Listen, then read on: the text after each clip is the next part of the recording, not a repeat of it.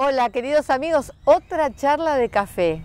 Con este ruido de pajaritos es un poco difícil empezar a concentrarse, pero tengo que aprovechar que está acá conmigo mi querido Juan Carlos Abad. ¿Cómo estás, Juan? Muy bien, ¿y tú, María? Me alegro, muy bien. Acá mejor imposible. Espectacular, increíble. Tenemos que hablar de temas más prosaicos que los pajaritos, las palmeras y el bello mar detrás y todo, pero quería hablar con vos y aprovecharte para que discutamos un poco sobre las últimas tendencias de los tratamientos para la córnea.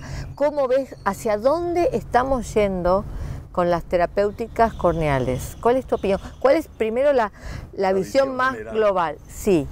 Yo creo que nos estamos simplificando, que las cosas por un tiempo fueron muy complejas y que cada vez se están haciendo más sencillas. Por ejemplo, en lo que es el manejo del endotelio, sí, ahora estamos que si el DISAEC versus el DIMEC versus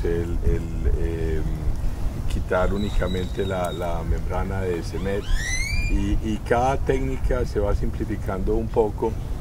Y yo creo que eventualmente lo que va a suceder es, en este momento, si uno tiene más de 1000 células endoteliales en la periferia y tiene un Fuchs, lo que tú estás removiendo en el centro no es la ausencia de células endoteliales, sino que son las gutatas, que actúan como si fueran una subcapsular posterior y le disminuyen la visión al paciente, dándole deslumbramiento, halos, etc. ¿Vos pensás que nos vamos a quedar con una sola técnica? No, entonces para allá iba. Perdón. Entonces digamos, cuando las células el paciente todavía tiene reserva celular, ¿sí? Y por ejemplo tiene algo en el centro que en el caso del Fuchs serían las gutatas, se remueven los 4 milímetros centrales y se le da un estimulante, que en este caso es el inhibidor de la roquinasa, el ripazudil, pero vienen otros en camino que van a ser mucho más potentes, porque ya se sabe que las células endoteliales sí se pueden reproducir y renovar, cosa que hace años pensábamos. Era impensado, sí. Impensado, exacto. Entonces, digamos, el manejo del Fuchs se va a simplificar a gotas y a remover la parte central, y va a haber estimulantes de la reproducción y de la mitosis y de la migración endotelial. En eso coincido, creo que todavía es la tendencia, creo que nos faltan pasos para llegar, correcto, para implementarlo masivamente. Sí, la patente la tiene Kinoshita en Japón, la cedió al Banco de Ojos de Seattle, que es muy activo a nivel de comercialización. No lo sabía. Y lo supe por Freddy Cruz. Porque cosa curiosa, en Japón no tienen Fuchs. Entonces... ¿A qué se deberá, además del...? Es curioso. Es curioso. O sea, Fuchs es una enfermedad de los sitios que tienen gente de ancestros europeos. Sí, claro. Entonces lo hay en Europa, lo hay en Estados Unidos, hay en América, lo hay en Australia y un poquito, yo creo que ustedes en Argentina deben tener más que nosotros en Colombia. Tenemos una prevalencia importante. Exacto, nosotros somos más indígenas y entonces no tenemos tanta migración. No, tenemos más población, las dos grandes inmigraciones europeas. Pero cosa curiosa, en Japón no hay, en China hay menos, o sea, no es una cosa del mundo desarrollado, sino que fueron ciertas mutaciones, porque es autosómico dominante. Sí. Ciertas mutaciones que hubo hace 500, 1500, yo no sé cuántos años, en ciertas partes de Europa, y de hecho hay ciertos puntos donde hay más Fuchs que en otros. Por ejemplo, en Indiana, en Estados Unidos, hay una población alemana muy grande y las series de casos que publican de Indiana son impresionantes por esa concentración de genes que hay en ese sitio. Entiendo. Entonces, es curioso que una enfermedad sobre la cual hablamos tanto, etcétera, y que mueve que mueve tanta técnica, exacto. Y el mundo de la córnea sea una mutación que solo esté en ciertas partes del mundo, que no afecte a toda la raza humana. Sí, igual son partes del mundo que que llaman, digamos que son muchos centros polares de desarrollo tecnológico. Claro, claro. Entonces no es casual tampoco. Claro. ¿Hacia dónde, además de las técnicas lamelares, endoteliales, hacia dónde pensás caminando hacia la córnea, yendo hacia adelante, que estamos tanto terapéutica como diagnósticamente? ¿Hacia dónde vamos? Pues hoy por hoy tenemos tanto armamental diagnóstico, incluso tanta especificidad. Yo miro mis cajas quirúrgicas, hay tanta especificidad para esto, para aquello. Vos decís que se va simplificando, y yo creo, en una parte coincido y en una parte no, creo que se van simplificando, pero se va subespecializando la subespecialidad. Okay. Bueno, digamos que a ver, reformulemos. Hace unos años, unos 15 años, 20 años, el hacer córnea era como un reflejo rotuliano. O sea, enfermedad de la córnea, queratoplastia penetrante. Enfermedad de la córnea, queratoplastia penetrante. Era automático, ¿sí? Para todo. Ya llegó el momento donde nos dividimos por capas. Entonces ahora tenemos el epitelio, tenemos el estroma, tenemos el endotelio, y cada uno se maneja de una manera distinta. A lo que me refiero con simplificar es que hay unas técnicas muy complejas en este momento que probablemente con ciertos medicamentos, con ciertas cosas, con lo otro, vamos a poder, digamos, hablando del endotelio, estimular el endotelio, y van a quedar las técnicas endoteliales, por ejemplo, el PIDEC, que es la separadora, es el tener no solo la membrana de CEMED, sino unirle la capa de DUA o la membrana o la capa predesemética, sí, que le da un poquito más de rigor al donante y hace un poco más fácil el manejo, manteniendo todas las ventajas del DIMEC. Entonces, por eso digo que las técnicas se van simplificando un poco en la medida en que ya no son tan esotéricas. En eso coincido. ¿Qué rol le ves articulando con esto a todos los estimulantes biológicos? Muchísimo. Yo también. Muchísimo. ¿A cuál le ves más perspectiva o a cuáles? Pero hablando de los biológicos, hay ahora un trabajo muy bonito sale de Boston, donde encontraron que las quemaduras por álcali, el daño retinal que se produce, o hay un daño retinal directo causado por citoquinas que son secundarias a la inflamación que se produce en la cámara anterior. Entonces, llega el estímulo por álcali, sube el pH, ¿sí? Pero esa subida del pH no se transmite al interior del ojo, que era lo que nos enseñaban a nosotros, que los álcalis saponificación, exacto, y los ácidos coagulación, y entonces que el álcali penetraba. O sea, sí hay una penetración, pero no es hasta la parte posterior del ojo. Se genera factor de necrosis tumoral alfa e interleuquina 1, que fluyen hacia la parte posterior del ojo y dañan directamente las células de la capa ganglionar, de la capa de fibras nerviosas, dañan el nervio óptico, estimulan las células gliales, producen PBR, producen una cantidad de cosas.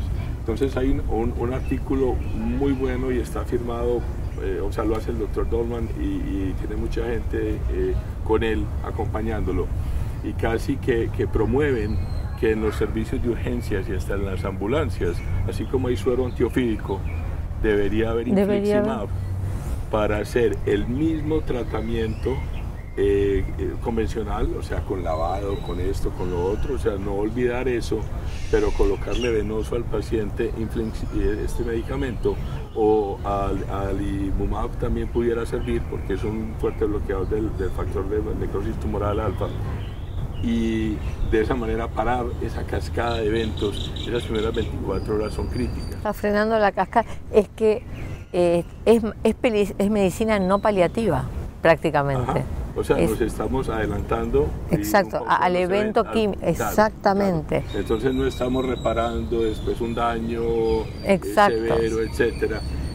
Inclusive, hablando de las queratoprótesis, él postula que probablemente en pacientes de alto riesgo se debería utilizar alguno de estos biológicos de manera permanente, previniendo, pues las dos, estamos brincando de un lado a otro, pero hablando de queratoprótesis, con la queratoprótesis de Boston, por ejemplo, el mayor enemigo inicialmente son los derretimientos corneales, pero pasan 2-3 años, el paciente sobrevivió, se le hizo un recambio y ya quedan los pacientes residuales, y en esos pacientes residuales ocasionalmente hay pacientes donde, a pesar de uno mantener la presión baja, y no me dejes olvidar de decir algo con baja, de mantener la presión baja, van perdiendo el campo visual hasta que quedan en un glaucoma absoluto. Entonces es ese daño que probablemente está mediado por citoquinas el que uno pudiera prevenir con un biológico. Y hablando presión de presión baja en las queratoprótesis, es una presión de 8 a 12. O sea, es el ojo blandito, porque uno solo lo puede medir por palpación. Porque me ha pasado con glaucomatólogos que le digo, yo quiero bajar más la presión, y me dijo, no, es que hay baja, media y alta. Estamos en media, estamos bien. Y no, estamos bien. Quiero presión baja. O sea, lo quiero lo más bajito posible. ¿Qué? Acomode lugar. Una válvula, 2 válvulas, sí, acomodé. Ciclodestrucción, lo que es medicamentos, acomode lugar, la presión lo más baja posible. Para terminar, ¿qué futuro le ves? Yo tengo mi opinión personal al crosslinking. ¿Va a haber modificaciones? ¿Hacia dónde vamos con el crosslinking? ¿Y hacia dónde vamos no solo con la técnica, sino con la indicación? ¿Qué pensás? Ese es un punto interesante. Sí, muy.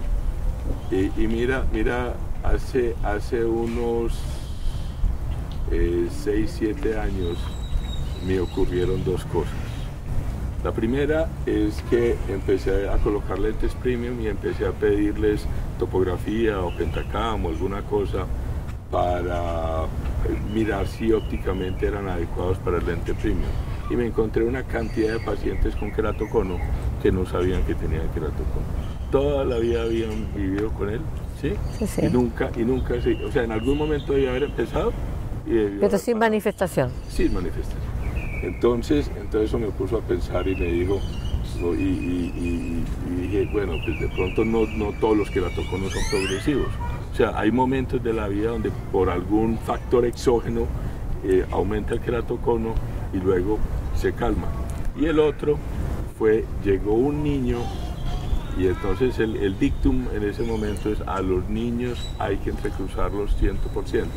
Hay un artículo del doctor Jafesi donde encuentra, el criterio que él utiliza es un aumento de la Kmax, que es un criterio sesgado según Renato Ambrosio, según el doctor Michael Belling, etc., porque cambia mucho de una sola dioptría. Y encontró que 88% de los niños progresaban, y postuló que por lo tanto todos los niños del mundo que se encuentren con queratocono tienen que ser entrecruzados.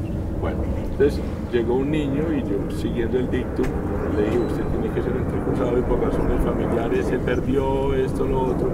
Volvió al año y medio exactamente igual. Era del 11% restante. O era del 11% restante, o le pregunté y me dijo: no, es que yo dejé de rascarme. Bueno, te iba a decir justo eso. Es que el frote tiene un factor, es un factor preponderante. Entonces mira, el queratocono aumenta más en la infancia, la alergia es más prevalente en la infancia, los niños llegan a los 15 años, 16, llegan a la pubertad, y no sé si será un evento hormonal, alguna cosa, pero algunas permanecen, pero muchas de las alergias se calman, ¿sí? Es probable que haya un tema hormonal. Y el frote, o sea, la córnea, pues la pudiéramos hacer analógicamente como una milhoja. Yo no sé cómo la llaman en Argentina. Milhoja. Que tiene las capas de pasta hojaldrada y sabe delicioso. Ay, qué rico, Juan. Entonces, nosotros le ponemos dulce de leche entre capa y capa. Ay, qué rico. Qué rico. Y entonces la córnea vendría a ser como una milhoja. Entonces tú, al frotarla, rompes los puentes que hay entre las capas, y entonces la córnea se va deformando. Bueno, fíjate que Carmen Barraquer presentó un trabajo muy bonito de los pacientes a los cuales les puso lente intraocular para corregir la metropía en pacientes con queratocono, que no les hizo entrecruzamiento ni nada y los siguió por un tiempo, pero les prohibió frotarse y ninguno progresó. Claro, y yo tengo un trabajo desde esa época con 21, 22 pacientes, son como 40, 42 ojos en total, donde les dije, bueno, no se vayan a frotar el ojo, antialérgicos oculares para todos, y si se van a frotar, háganlo de esta manera. Esto. O sea, se frotan el lagrimal. Bueno, es muy bonito ese trabajo, lo escuché. Ajá, lo escuché. Se frotan el lagrimal, que es donde más rasca. Sí, sí, donde se hace un estímulo. No hay toque de la córnea, está uno pendiente de ellos, recibe el niño, le hace controles, en el caso mío Pentacam, cada 3 meses inicialmente, luego cada 6, luego cada año, y de esos niños el porcentaje de progresión es únicamente el 11%. Ya no es el 88%. Está invertido. Está invertido. Ya no es el 88%. Sí, lo escuché, es un trabajo muy bonito. Sí va a haber niños que progresan, porque hay, digamos, los que llegan y no se rascan y progresan. Hay otros factores, pero yo diría que el queratocono es una enfermedad de origen mecánico en su gran mayoría, no en su totalidad. Sí, no podemos generalizar. Exacto. Si algo que no podemos, nosotros estamos investigando ahora bastante los distintos orígenes y no, el queratocono no es uno solo y no podemos atribuir. Yo creo que va a haber toda una revolución en la clasificación del queratocono. Claro. No podemos seguir hablando de. No es... Absolutamente, no podemos seguir hablando de grado 1, 2, 3, 4. Queda corto eso. Me quedaría hablando toda otra media hora más con vos, porque aparte es una especialidad que me encanta, sabes mucho, podemos interactuar. Creo que este es un pantallazo muy bueno de a lo que vamos en los próximos 5 años, o esperemos que menos. Hay cosas que tal vez demoren más, porque hay cosas que se vienen desarrollando y todavía no encontraron su punto justo.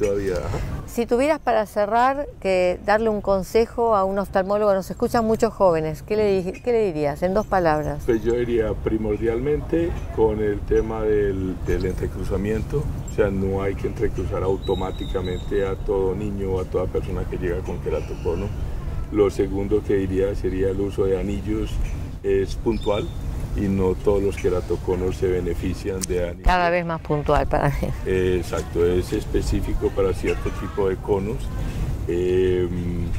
Diría que en el manejo de las técnicas lamelares ha habido muchos avances y que estén al tanto de lo que hay y breguen a aprovechar eso. Está muy bien. Sería. Y que estudien. Hay que formarse bien. Exacto. Brindo por eso. A ver si sigue caliente todavía. Muchas gracias, Juana. Hasta otra charla de café. Hasta otra charla.